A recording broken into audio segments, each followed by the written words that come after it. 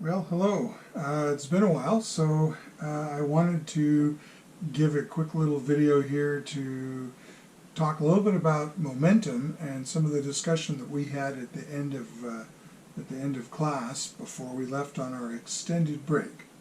So we defined momentum as being a property of an object that determines the time for some force, some constant force, to bring it to a rest. And what we had looked at was two possibilities for what would make momentum up. One of them was mass,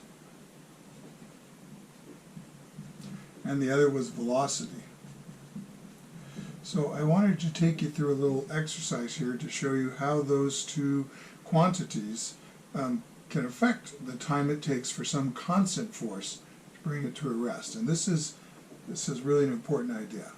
Force is constant. It doesn't matter what kind of force it is. It might be friction, could be drag, could be whatever, but the force has to stay constant. So to look at mass, let's make a velocity time graph. That's been a tool that we've used for quite some time. And let's suppose that we have some velocity that's non-zero. If it is zero and doesn't take any time to bring it to a rest, and we would say there was no momentum, but this one has some velocity, and then since the force is constant, we're going to get a constant acceleration, and since acceleration is the slope of a velocity time graph, then we get a straight line on that velocity time graph. Now, if the mass of this object were to decrease, let's say, then knowing that this relationship, F equals ma, and A is equal to F over m, if the force stays constant, but the mass decreases, then the acceleration will increase, which means we're going to get a steeper slope here. Now, I know the slope is negative, but we're just talking about the magnitude of the slope, and it will be steeper, and we see that maybe it looks like something like that. And sure enough, if this is the time that we're talking about, this time is less than that. So the fact that the mass changed, in fact, did increase the time for it to stop. Likewise, if the mass is greater, the acceleration would be less, and I would get a line, maybe it looks like that. The slope is not quite as steep, and I get some other time, which is even greater. So we see that, in fact, mass does affect the acceleration, or I should say, mass does affect the time to stop the object because it affected the acceleration. Now, let's look at how velocity can affect that. So I'm going to make another velocity time graph, and I'm going to go ahead and sketch the same kind of graph that I did before. Maybe that's just the one we're using for comparison. And there's the time, and there's the velocity. So now if we don't change the mass, we're not going to change the acceleration, and so the slope of this line is going to stay the same no matter what. But let's say I increase the velocity up to this point. So once again, the force is going to bring it to a stop, and the slope of the line will be the same as it was for the red graph, and so it's going to be parallel. Let's see if I can draw a parallel line.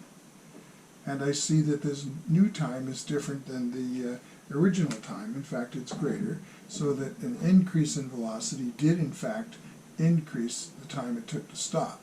If I start with some smaller velocity, less velocity, and the same force, the same mass, I get a graph that looks like this, and I see that this time, shown by the green graph, is again different than the original time that we looked at, and it's less. And so now I can see that velocity also affects the rate at which, or the time it takes to stop this object.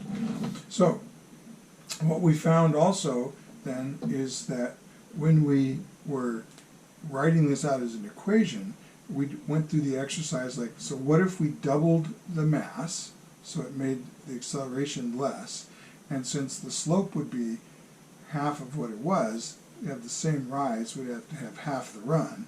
And so doubling the mass would have the effect of cutting the time in half. And if we doubled the velocity, I'd have the same slope, so I have twice the rise, I'd have to have twice the run. So doubling the velocity doubled the time and therefore affected the momentum. What we found, and I'm not going to try and prove this to you right now, but it's the product of those things. So P is equal to, is the symbol we use for momentum, and it's the product of the mass times the velocity. So for example, if I double the mass, I double the momentum. Momentum is the property that affects determines the time it takes to stop. So if I double the momentum, I double the time it takes to stop. If I double the velocity, I also double the time it takes to stop, and so therefore I've doubled the momentum. If I doubled both of them, I'd have 4 times. So this is our essential equation for momentum, to calculate the momentum of 2 objects.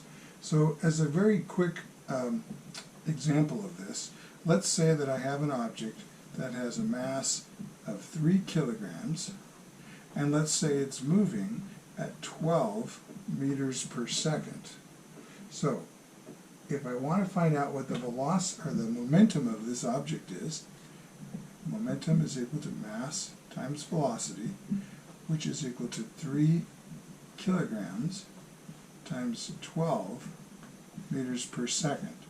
And so what we find then is the momentum of the object is 3 times 12 is 36, and the units are kilograms meters per second.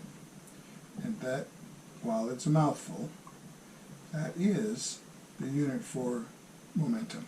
So, fairly simple thing to calculate once we know the mass and its velocity, or of course if we knew the momentum in one of the other 2 quantities, we could find the third one. So, there we have that for now. Thanks for watching.